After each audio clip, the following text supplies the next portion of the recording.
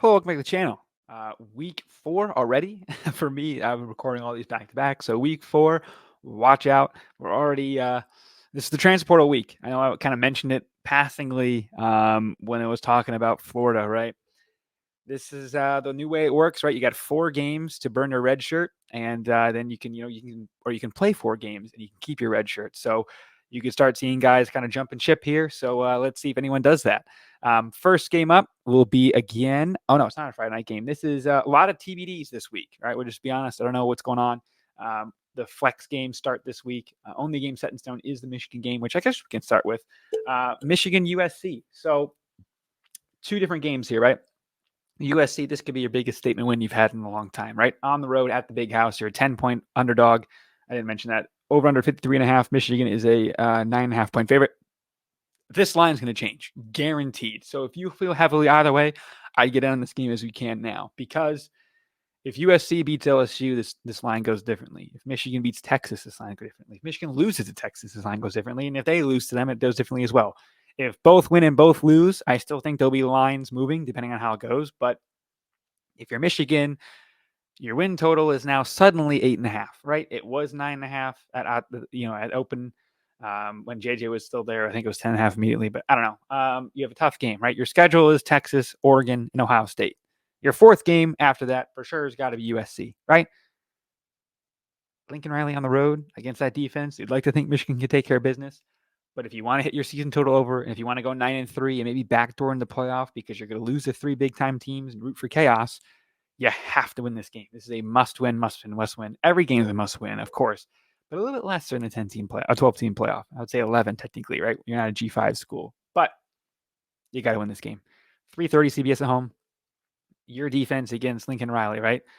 It's going to test the secondary for sure. By this point, we'll probably know what we've seen from Jair Hill, from Zeke Berry, a few of the new guys. Obviously, the old guard's still there, but some of the new transfers, Sean Barham, Hausman taking the next step, Derek Moore, Josiah Stewart. I can go through the list. Everyone knows I'm a Michigan fan. I do all that stuff. I know it all the time. But for USC, what do you see here? It's your first big nationally televised Big Ten game, first Big Ten conference game, right? On the road at Michigan. Welcome to the conference. Boom, you get punched in the face with the schedule. Sorry. If you win this game, we're talking maybe playoffs for USC. As crazy as it is, I think at home you host. I don't believe you play Ohio State. You probably play Oregon, I'd assume. But then you play Penn State at home. That suddenly is a line that flips as well. So a lot of these early season lines, you can get a lot of value way in advance. But I like to see what happens in this game for sure. 2 contrasting styles. If USC learns how to tackle, this game can get interesting. If this is the USC from last year's defense and they need another year to kind of figure things out, Michigan could do what they did against Penn State, not throw a forward pass and just kill them, right? And just boa constrict them to death. Quick 3 and out. Michigan a long, 15 play, 75-yard drive, 5 minutes, 6 minutes, right? And just totally, you blink and it's over. Running clock, that sort of stuff. After I know we saw last year the effect of the running clock. Boom, it's over. That type of stuff. And could really, really, really end quickly for these guys. So we'll see what happens. And again, this is when you start having some USC major opt-outs. It's like, hey, we're really not built for this. Buddy didn't know what he was doing. What's the polar bear doing in Arlington? It's like we were not built for this moment. When we thought we were going to the Big Ten, we were gonna have a lot of fun, a lot of money. But you had to take some beatings like this. Your first week, it's brutal for them. Sorry, USC in advance. Hopefully, he's a Michigan fan, but. The next game we'll be talking about is one of my favorite games of the year. This is good. Again, disclaimer, I'm a Michigan fan. I don't want to come off as a hater. I probably will. Michigan State is traveling to Boston College. I know we'll maybe have an on-field report from our boy Zach of the BCS podcast on this channel at Alumni Stadium. He's going to this game. Really fun game. Bill O'Brien and Castellanos is going to be a great duo out there. Obviously, Bill O'Brien making the move from Alabama to Ohio State to BC in one offseason. But really interesting game for this one as well. It's going to be at home. This is a statement game for Boston College, right? If you're Bill O'Brien, you're obviously he potentially this had moved home because of personal issues. Prayers up to him and the family for sure. But you can make a statement here. I think with BC's kind of got a, there's not much college football in the Northeast, right? You think of them and UConn, really. They could make something happen up at BC. It's the ACC. It's one of the easier, I would obviously say, P4 now conferences. You got the New Balance stuff up there. Massachusetts has had a lot of guys and talent. You think of Zinner, you think of Mikey Sanderstrill. A lot of these guys from Michigan are big Minnesota guys, big Massachusetts guys. Keep them in state, and you can make things happen. And beating a team like Michigan State, probably going to be on national television. It's a fun game. I think Boston College can definitely win this game. On the opposite side of it, if you're Michigan State, what do you see? You're going on the road to a Power 5 opponent, or Power 4 opponent, excuse me. It's going to be P5. It is what it is, right? It's just going to happen. You have a big opportunity here to make a big statement win if you're Jonathan Smith, because after this, your schedule gets tough. And I think they got like Oregon, Iowa, and Ohio State in 3 weeks. It's crazy. Their schedule is brutal. But it's the statement win, right? You're probably be fighting for bowl eligibility this year. The win total is not very friendly to the Sparties this year. But you win this game, it's potentially a toss-up game depending on the spread. I'd imagine it might be a Michigan State slight favor on the road type thing. But yeah, Boston College and Michigan State, 2 big program-defining wins for new regimes. It could be the first big win for either coach here. I know Boston College plays some tougher opponents early on, as opposed to Michigan State. I know they play Maryland the week before, but Boston College plays at Florida State, I think. So, and the Red Bandana game potentially could be this one. 4th week in September? If that's the case, watch out. So they obviously play very well in that game. So very, very under the radar, but I'm really going to like it. And especially this podcast and channel is going to be looking at it with Zach being there, boots on the ground. The next game is listed right next to it. We already talked about both teams. We'll kind of advance this one quickly. Northwestern at Washington. Northwestern, their style travels. One of the first, I think, Big Ten games for Washington. Let me quickly check that schedule. I can check for you for sure. It's a tough game. Battle of the Purple. Who's the best purple team in the Big Ten? Obviously, that's not as big of a thing. But yeah, this will be their first game. They home against Weber State. Then they play Eastern Michigan at home, Washington State at home, and then Northwestern at home. So it's a light introduction. Next week, they go on the road at Rutgers. But we're not talking about that as right yet. We'll do probably week 5, potentially when I get back from my vacation type thing. But that's a whole different thing. I don't even know what I'm talking about right now. Sorry for the stream of consciousness. I like to usually do those videos where it's just kind of like one cut and just let the brain go. But Washington, again, if you beat that Apple Cup, that's a big win into a 1-0 in the Big Ten. That's how you can get momentum going. They're gonna really need to set the tone with Jed Fish. 2 wins back to back like that is really important. Then go on the road, cross country, take on Rutgers, and then come home and get Michigan. Could you be undefeated hosting Michigan? That could be a big game. Revenge for the Natty. We'll see what happens. I should be in attendance for that game. I know that doesn't really matter for the spread and at all right now for the purpose of the video, but just, again, talking out loud. Northwestern, you need a big win. This would be a great win. If you beat Duke at home, that'd be crazy. Travel on the road and beat Washington. It's a tough Big Ten team. And again, their play style travels. If you're Washington, it's a pretty good first game, right? You're at home.